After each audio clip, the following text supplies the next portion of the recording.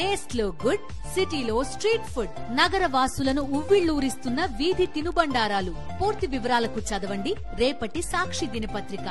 Right, ఇక మాజీ మంత్రి కాకాని గోవర్ధన్ రెడ్డి గారు ఫోన్ లైన్ లో అందుబాటులోకి వచ్చారు. మాట్లాడదాం ఒకసారి. కాకాని గారు నమస్తే అండి. ఆరోపణలు చేస్తున్న ప్రభుత్వం అలాగే చంద్రబాబు నాయుడు వీళ్ళు మాత్రం సిబిఐకి కానీ లేకపోతే సుప్రీంకోర్టు జడ్జితో విచారణ చేయించాలనే దానికి వెనకడుగు వేయటం, అయితే ఖచ్చితంగా ఇది విచారణ జరగాలి, వాస్తవాలు తెలియాలని మీరు ఏదైతే పట్టుబడుతున్నారో ప్రస్తుతం విచారణ ముగిసినట్టుగా మనకు తెలుస్తోంది. సుప్రీం వ్యాఖ్యల్ని మీరు ఏ విధంగా చూస్తున్నారు? వాళ్ళు సంధించిన ఘాటైన ప్రశ్నలకి సమాధానం అయితే లేదు, ఎలా చూడాలి? చంద్రబాబు నాయుడు గారి మీద ఈరోజు సుప్రీంకోర్టు ఆదాపుగా అంటే జడ్జిమెంట్ ఏమొస్తుంది, వాదనలు ముగిసిన తర్వాత ఇవన్నీ పక్కన పెడితే సుప్రీంకోర్టు చేసినటువంటి కామెంట్స్ చూస్తే చంద్రబాబు నాయుడుకి ఏమాత్రం రాజ్యాంగం పట్ల కానీ విలువల పట్ల కానీ విశ్వసనీయత అనేటువంటిది ఉంటే వెంటనే రాజీనామా చేయాల్సినటువంటి పరిస్థితి. చంద్రబాబు నాయుడు గారు ముఖ్యమంత్రిగా ఒక్క నిమిషం కూడా ఆ సీటు మీద కూర్చోడానికి అర్హుడు కాదు అనేటువంటిది ఈరోజు సుప్రీంకోర్టు కామెంట్స్ ద్వారా మనకు అర్థమవుతుంది. ఎందుకంటే చంద్రబాబు నాయుడు గత కొద్ది రోజులుగా చెప్పిన అబద్ధం ఏ విధంగా చెప్పకుండా చెప్పాడో అవన్నీ కూడా చంద్రబాబు నాయుడు దాదాపుగా తాను తీసుకున్నటువంటి గోతులే తానే పడ్డట్టుగా ఈరోజు చంద్రబాబు నాయుడిని రాష్ట్రంలో ఉండేటువంటి దేశంలో ఉండేటువంటి ప్రజలందరూ కూడా తీవ్రంగా విమర్శించేటువంటి స్థాయికి వచ్చింది. అటువంటి పరిస్థితుల్లో ఈ రోజు సుప్రీంకోర్టు ఏదైతే ఇన్ని రోజులుగా వైఎస్ఆర్ కాంగ్రెస్ పార్టీకి సంబంధించిన నాయకులు కానీ, భక్తులు కానీ, పీఠాధిపతులు కానీ, ఎంతో మంది స్వాములు కానీ ఏదైతే మాట మాట్లాడారో ఆ మాటలన్నీ కలిపి ఈ రోజు సుప్రీంకోర్టులో ఉన్నటువంటి ఆ న్యాయస్థానం దగ్గర నుంచి వాళ్ళ బెంచ్ దగ్గర నుంచి సుప్రీంకోర్టు బెంచ్ దగ్గర నుంచి రావడం జరిగింది.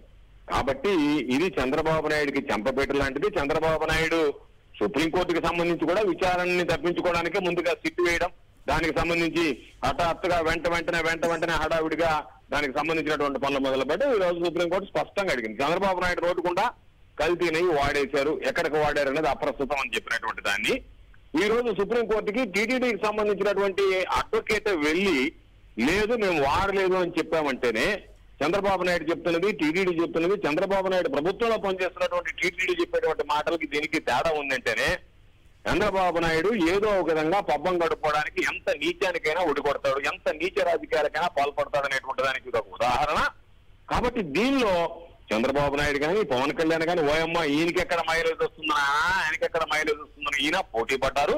ఇద్దరు కూడా ఆంధ్ర రాష్ట్ర ప్రజల హృదయాల్లో భ్రష్టు పట్టిపోయినటువంటి పరిస్థితి వాళ్ళిద్దరికి. అయితే గోవర్ధన్ రెడ్డి గారు, మీ పోరాటం ఇప్పుడే ఆగినట్టుగా అయితే అయిపోయినట్టుగా అయితే కనిపించట్లేదు. ఎందుకంటే సుప్రీంకోర్టు సొలిసిటర్ జనరల్ తుషార్ మెహతాని అడిగింది, ఇది కేంద్ర ప్రభుత్వంతో ఇది స్వతంత్ర దర్యాప్తు సంస్థతో విచారణ చేయాలా లేదంటే సిట్ని కంటిన్యూ చేయాలా అనే సూచన చేయమన్నట్టు కేంద్ర ప్రభుత్వాన్ని కూడా అడిగిన ప్రస్తుత పరిస్థితిలో ఈ కూటమిలో భాగస్వాములైన ఆంధ్రప్రదేశ్ ప్రభుత్వంకి వ్యతిరేకంగా ఏమన్నా సూచనలు వచ్చే అవకాశం ఉందా కేంద్రం నుంచి అనే ప్రశ్న వస్తోంది.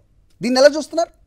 ఈరోజు బీజేపీలో పురంధరేశ్వరి గారు మాట్లాడడము, అందరికన్నా ముందు ఆమె డిక్లరేషన్ ఇవ్వాలనడము, ఆమె డైవర్షన్ పాలిటిక్స్ కి పాల్పడడం చూస్తూ ఉంటే బహుశా నేను అనుకోవడం వాళ్ళ దగ్గర నుంచి అంత సానుకూలమైనటువంటి పరిస్థితి రాకపోవచ్చు. కానీ నాకు తెలిసినంత వరకు ప్రధానిగా ఉన్నటువంటి వ్యక్తి కానీ ఈ రోజు ఇటువంటి అపప్రద అనేటువంటిది దేశంలో ఎక్కడ జరగనటువంటిది చంద్రబాబు నాయుడు నోటుకుండా వచ్చినటువంటి నేపథ్యంలో కేంద్ర ప్రభుత్వం ఆలోచన చేయాల్సింది ఇది కేవలం చంద్రబాబు నాయుడుతో మరొకటితో విషయం అంశంగా కాకుండా ఇది భక్తులు ప్రజలకు సంబంధించినటువంటి దాంట్లో చంద్రబాబు నాయుడు ఎంత నీచానికి దిగజారిపోయాడు. కాబట్టి వాస్తవాలు వెలుగు చూడాల్సినటువంటి అవసరం ఉంది.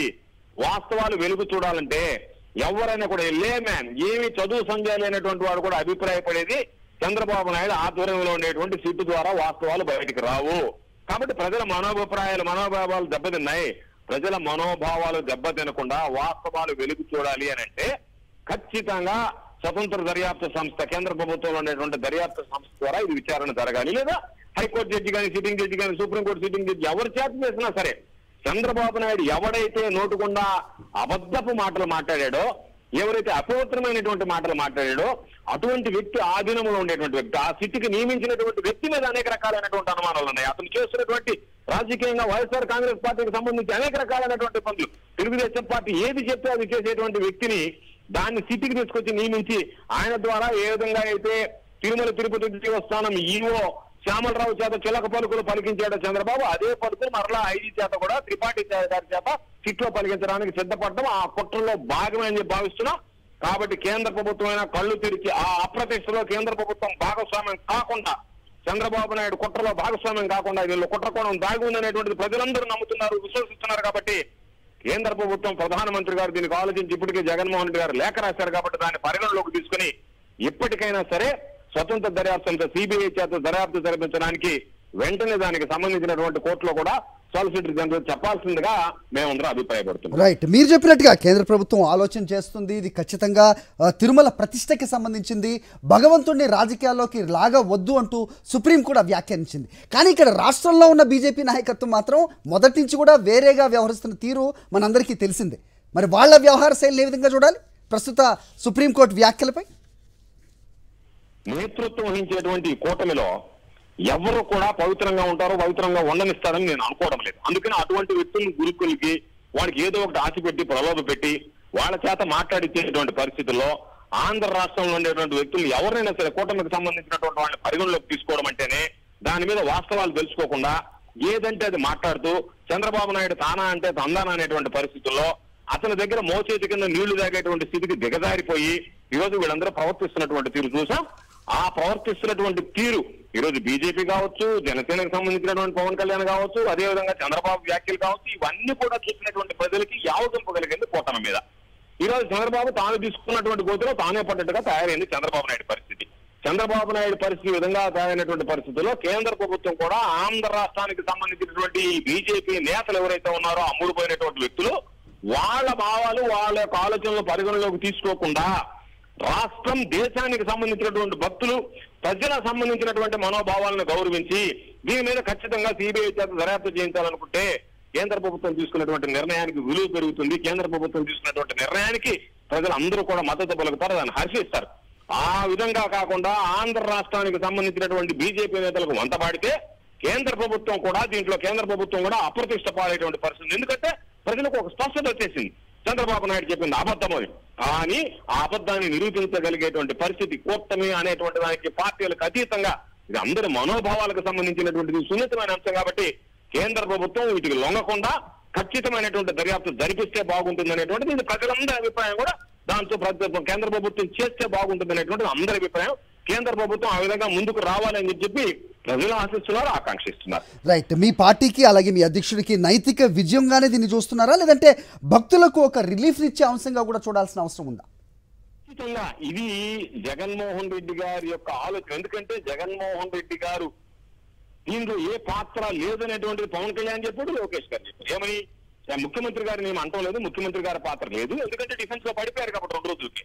కాబట్టి నియమించినటువంటి వాళ్ళలో జరిగిందని ఒక విధంగా చూస్తే ఎంత దుర్మార్గమైనటువంటిదంటే, ఒకవేళ 4 ట్యాంకర్లు వాడాలని చంద్రబాబు చెప్తే చంద్రబాబు నాయుడు ఒక్క క్షణం ఆ సీట్లో కూర్చోవచ్చా? ఎందుకు చెప్తున్నావు? జరిగింది జూన్ జూలైలో. ఆ రోజు ఎవరున్నారు? చంద్రబాబు నాయుడు ముఖ్యమంత్రిగా ఉన్నటువంటి పరిస్థితుల్లో రిజెక్ట్ అయినటువంటి వాటిని కల్తీ లోపలికి వెళ్ళిందని చంద్రబాబు నాయుడు అన్నాడంటే చంద్రబాబు నాయుడు రాజీనామా ఇచ్చి వచ్చి ప్రెస్ మీట్ లో నా హయాంలో ఇది పొరపాటు జరిగింది కాబట్టి నేను వెంకటేశ్వర స్వామికి అపచారం చేశాను కాబట్టి నేను రాజీనామా చేశానని చెప్పి మాట్లాడాను. కాబట్టి ఇవన్నీ పక్కన పెట్టి ఖచ్చితంగా ఇది చంద్రబాబు నాయుడు పతనానికి దారి తీస్తుంది. అనేక సందర్భాలు చెప్పారు, ఇది చంద్రబాబు నాయుడు పతనానికి దారి తీయడానికే చంద్రబాబు నాయుడు నోటుకుండా వెంకటేశ్వర స్వామిని అప్రతిష్ఠపాలు చేసేటువంటి విధంగా మాట్లాడారు.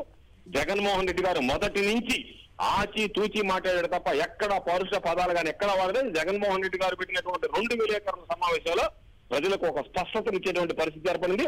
కాబట్టి జగన్మోహన్ రెడ్డి గారు కానీ, వైఎస్ఆర్ కాంగ్రెస్ పార్టీ శ్రేణులు కానీ, వాళ్ళందరితో పాటు సాధారణ ప్రజలు కానీ, తెలుగుదేశం పార్టీ నాయకులు, కార్యకర్తలు పక్కపక్క దొరుకుతున్నటువంటి వాళ్ళని వదిలేస్తే మిగతా వాళ్ళందరూ కూడా చంద్రబాబు నాయుడు మాట్లాడింది దారుణమైనటువంటి అబద్ధాలని చెప్పి ఆ రోజు ఉన్నటువంటి మిత్రపక్షాలకు సంబంధించినటువంటి నాయకులు కూడా ఆఫ్ ద రికార్డ్ మాట్లాడేటువంటి పరిస్థితి ఈరోజు ఆంధ్ర రాష్ట్రంలో గమనిస్తుంది. రైట్, థ్యాంక్ యూ కాకాని గారు, ఫోన్ లైన్లోకి వచ్చి మీ స్పందన తెలియజేసినందుకు.